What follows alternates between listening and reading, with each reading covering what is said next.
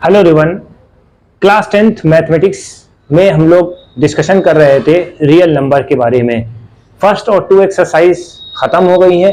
अब ये जो कुछ मिसलिनियस क्वेश्चंस बचे हैं इसको हमें ख़त्म करा के और कुछ लास्ट में प्रीवियस ईयर क्वेश्चन करके हम लोग ये इस चैप्टर को वाइंड अप कर देते फाइनली।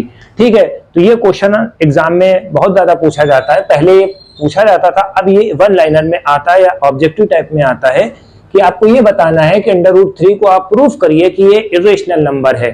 ठीक है, सबसे पहले देख लेते हैं कि रेशनल और इरेशनल होते क्या हैं। रेशनल का मतलब क्या होता है, जो p/q के फॉर्म में होते हैं, where q is not equal to 0, ये होता है रेशनल नंबर। जैसे मान लीजिए 4 है तो 4 के नीचे अपॉन लगा दिया 4/1, तो ये हमारा रेशनल नंबर होता है। इरेशनल नंबर का मतलब क्या होता है, जो अंडर रूट में होते हैं, सिमिलरली ऐसे ही कह देते हैं। ठीक है, इसको हम क्या बोलते हैं, इरेशनल नंबर। अब हमें ये प्रूफ करना है तो सबसे पहले हमें क्या करना पड़ेगा, कुछ अज्यूम करना पड़ेगा। ठीक है, तो अज्यूम हम क्या करते हैं कि ये रेशनल नंबर, इसका उल्टा कर लेते हैं, ऐसे करते हैं। ठीक है, जैसे मान लीजिए ये रेशनल नंबर है तो हम इसी को रेशनल मान लेते हैं, राइट। अब हमें क्या बताना है कि we can find a and b where b is not equal to 0 such that √3 को किसके बराबर कर लेते हैं, a और b के। a और b क्या है, को प्राइम नंबर, इसका जो है फैक्टर 1 होना चाहिए। ठीक है, ये रटी रटाई बातें ये आप जानते हैं। ठीक है, अब ये हो गया। अब इसको क्रॉस मल्टीप्लाई कर लेते हैं। क्रॉस मल्टीप्लाई करने के बाद b√a आ जाएगा। ठीक है, जब हम इसका अरेंजमेंट करते हैं, स्क्वायर करते हैं बोथ साइड में, तो ये वाली वैल्यू आ जाएगी 3b² is equal to a। ठीक है, तो अब हम इसको थोड़ा सा डिटेल देते हैं, right.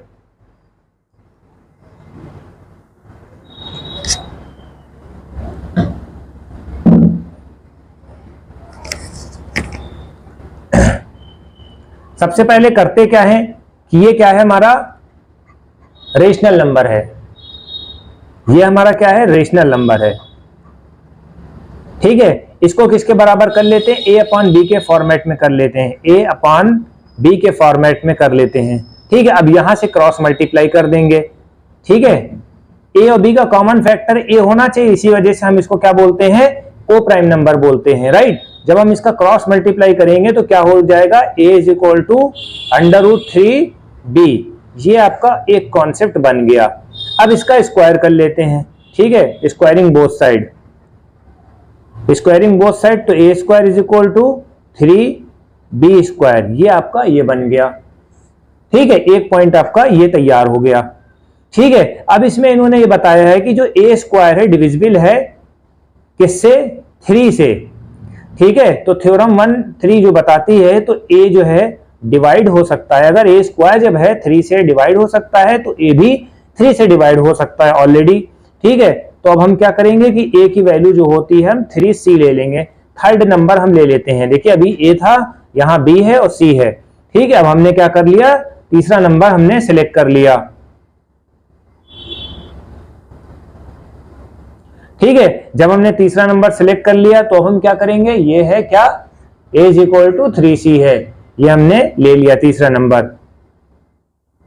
Same as it is अब हम क्या करेंगे, सब्स्टिट्यूट कर देंगे। a की जगह में क्या करना, ये इक्वेशन नंबर 1 है, इसको इसमें पुट कर देंगे। जब हम इसको पुट कर देंगे तो क्या हो जाएगा, इसमें पुट करिए 3c का whole square is equal to 3b का होल स्क्वायर। ठीक है, 3 3 जा 9, c² is equal to 3b² हो जाएगा। ठीक है, तो 3 से 3 कैंसिल हो जाएगा, 9, तो क्या हो जाएगा 3c² is equal to b², ये आपका बन जाएगा। ठीक है, ये आपका हो जाएगा। इतना क्लियर हो गया।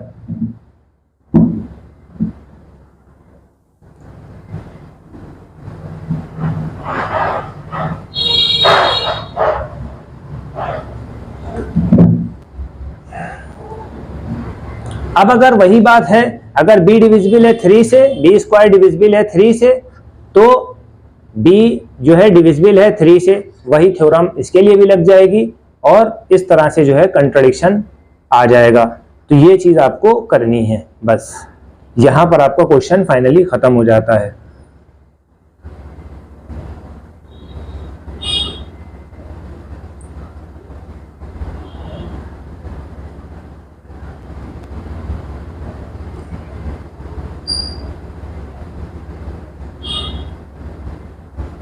सिर्फ आपको इसमें क्या करना है, कंट्रडिक्शन करना है। ये आपका क्लास वर्क है, बस इसमें ये जो क्वेश्चन पूरा हो गया हमारा।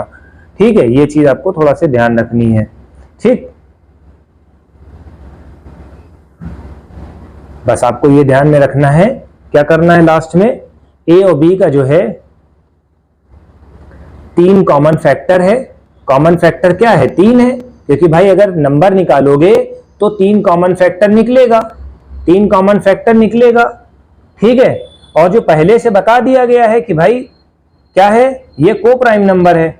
ठीक है, को प्राइम नंबर की वजह से क्या कहा जाएगा, जो √3 है, जो √3 है वो क्या हो जाएगा, पहले हमने बता दिया था को प्राइम नंबर 1 के अलावा कुछ ना आना चाहिए। अगर रेशनल प्रूफ करना है तो 1 के अलावा कुछ भी ना आना चाहिए, और यहाँ क्या आ रहा है, 3 आ रहा है। बस आपको ये लिख देना है कि रेशनल नंबर हमने माना था, बट यहाँ पर 3 आने की वजह से, 3 का मल्टीपल होने की वजह से ये अलग हो गया। ठीक है, इसी वजह से ये कंट्रडिक्शन है, और √3 इज ए रेशनल नंबर। ये टॉपिक आपका ये हो गया क्वेश्चन।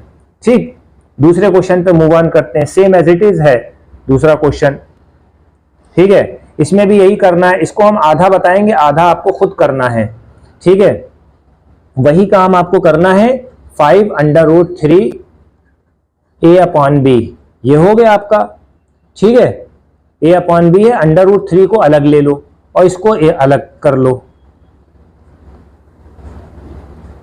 ये हो गया। एक पॉइंट ये होगा ना, बन गया। ठीक है, अब इसका वो कर लो, क्या करते हैं, एलसीएम ले लो। जब एलसीएम ले लेंगे तो हमें क्या मिलेगा, 5b/a-b, ये हो गया। थोड़ा सा राइटिंग हम इम्प्रूव कर रहे हैं।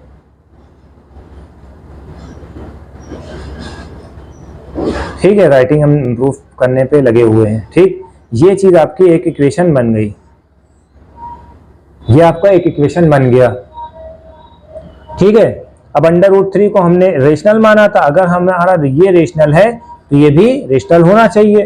ठीक है, ये भी रेशनल होना चाहिए, जबकि कंट्रडिक्शन है क्या, ये रेशनल नंबर है, तो वहां पर ये बातें गलत साबित हो जाती हैं और ये फाइनली इरेशनल हो जाता है। ठीक है, ये पॉइंट भी आपका हो गया।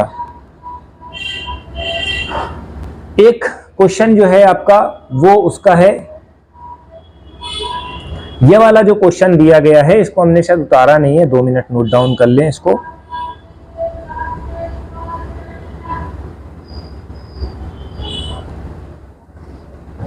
ये वाला क्वेश्चन बताता है कंपोजिट नंबर। कंपोजिट नंबर के बारे में आपको सबसे पहले पता करना होगा।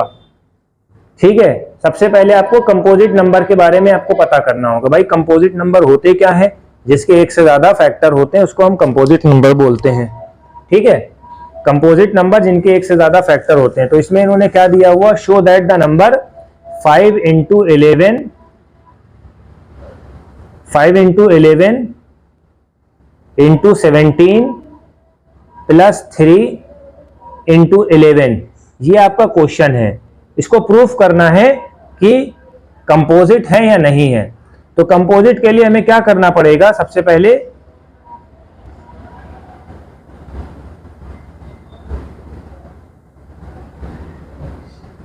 कंपोजिट के लिए हमें सबसे पहले क्या करना पड़ेगा, ये कॉमन निकालना होगा। ठीक है, इन दोनों को कॉमन निकाल लो। इसमें कॉमन क्या है, 11 कॉमन है। जब आप 11 कॉमन निकाल लेते हो तो 5/17 हो जाएगा इंटू और +3 हो जाएगा। ठीक है, ये हो जाता है। अब इसको ऐड कर दो, इसको आप ऐड कर दो। 17 5 कितना होता है, 17 5 85 + 3 कितना हो गया, 88 हो गया। और 88 में क्या होता है, 88 में क्या होगा, 88 को प्राइम फैक्टर करें, 88 का प्राइम फैक्टर करेंगे तो 2 44 हो जाएगा, 2 22 हो जाएगा और 2 11 हो जाएगा। तो यहां क्या हो रहा है, 11 × 2 × 3, ये आपका क्वेश्चन हो गया। एक से ज्यादा 2 फैक्टर थे, ये हमारा कंपोजिट हो गया। ठीक है, ये वाला क्वेश्चन देखिए बहुत इंपॉर्टेंट है। ये वाला क्वेश्चन जो है बहुत इंपॉर्टेंट है। इसमें आपको क्या समझना होता है, इसमें आपको ये समझना होता है एक टीचर है, ठीक है, वर्कशॉप है, इसमें अलग अलग टीचर पढ़ा रहे हैं। जैसे एक टीचर जो है फ्रेंच पढ़ा रहा है, एक टीचर हिंदी पढ़ा रहा है, एक टीचर इंग्लिश पढ़ा रहा है, ठीक है।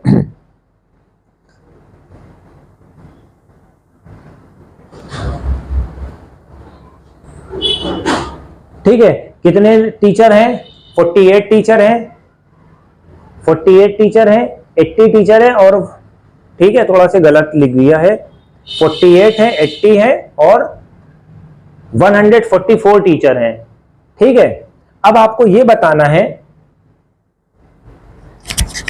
अब आपको ये बताना है, यहां से कंसेप्ट समझेंगे, आपको ये बताना है कि मिनिमम नंबर ऑफ रूम आपको बताना है, मिनिमम नंबर ऑफ रूम, इतने टीचर हैं तो हमें क्या करना पड़ेगा, मिनिमम नंबर ऑफ रूम के लिए हमें क्या करना पड़ेगा, एचसीएफ निकालना पड़ेगा, ठीक है। इस तरह से ये क्वेश्चन होने वाला है, ठीक है। तो हम इन सब का उठा के एचसीएफ लगा देते हैं और डिवाइड कर देते हैं कि भैया इतने टीचर हैं, इतने रूम है, डिवाइड कर दो, ठीक है। ये चीज है, मिनिमम नंबर निकालना है, ठीक है। चलिए इसका क्वेश्चन देखते हैं।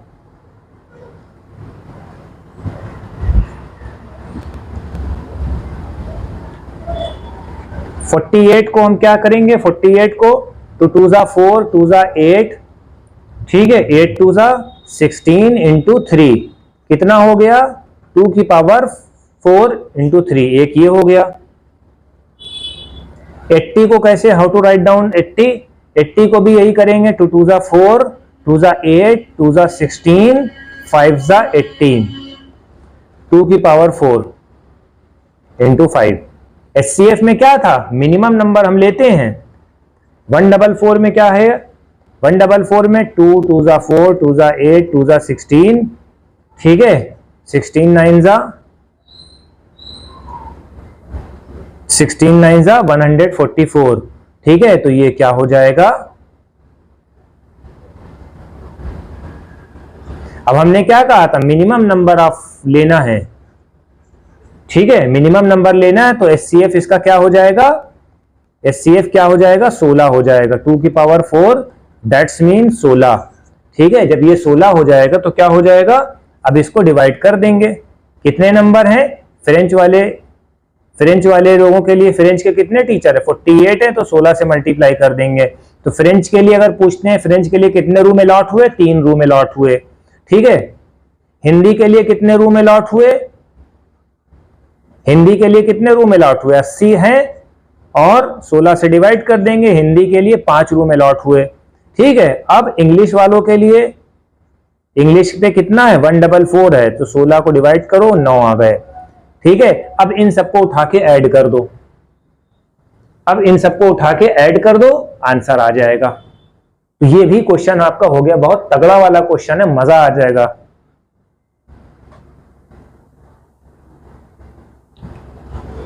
दो क्वेश्चन आपको हम होमवर्क में दे रहे हैं, आप इसको कर डालो फटाक से।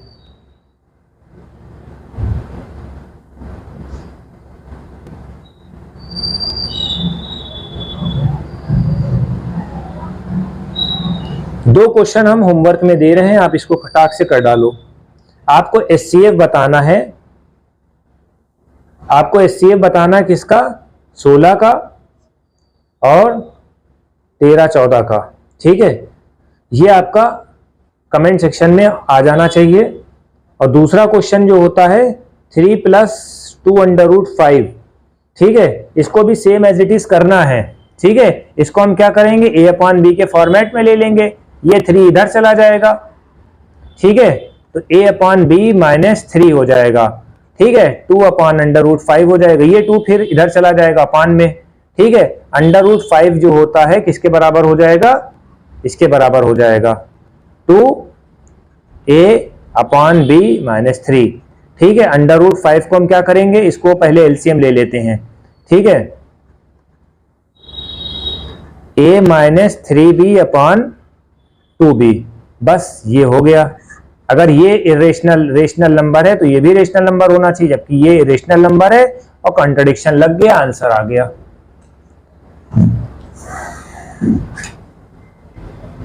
ठीक है, तो ये हमारा वीडियो कैसा लगा, ज्यादा से ज्यादा कमेंट करें, लाइक करें शेयर करें ताकि हम आपके लिए और अच्छे से अच्छा वीडियो क्रिएट कर सके। Thank you. और ये मैथ्स के अभी वीकली बेसिस पे आते हैं, ठीक है, वीकली बेसिस पे है। मैथ हम पढ़ा रहे हैं, बायोलॉजी पढ़ा रहे हैं और फिजिक्स पढ़ा रहे हैं, ठीक। ये 3 सब्जेक्ट अभी हाई स्कूल के रनिंग चल रहे हैं हफ्ते और वीकली बेसिस पे, ठीक है। Thank you.